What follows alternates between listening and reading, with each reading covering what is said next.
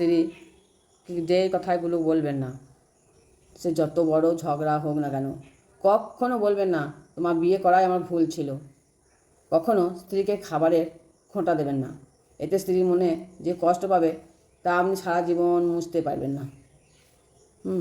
স্ত্রীর পরিবারে কাউকে আপনার পছন্দ নাই হতে পারে, সেটা স্ত্রীকে কখনো বলবেন না। হয়তো সবাই তো সবাই পছন্দ হয় না, সেটা বলবেন না। ঝগড়া করতে ইচ্ছে হলে করুন, কিন্তু স্ত্রীকে গালাগালি করবেন না। মেয়ে মানে স্ত্রী মানে তো মা লক্ষ্মী। মেয়েদেরকে না সম্মান করতে হয়, মেয়েদেরকে গালাগালি করতে নেই, তাহলে খুব খারাপ হয়। মা লক্ষ্মীর রূপ, মা কালীর রূপ, মা দুর্গার রূপ। স্ত্রীর সামনে কখনও বড় নারীর প্রশংসা করবেন না।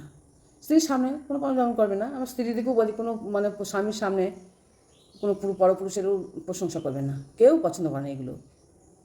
এগুলো খুব খারাপ, এগুলো করতে নেই। তাই স্ত্রীকে সবসময় কোনো কথাগুলো ঝগড়ার সময় কোনো কথাই বলবেন না। ভালো করে কথা বলুন, তখন সুখে থাকবেন, ভালোও থাকবেন, কোনো অসুবিধা হবে না।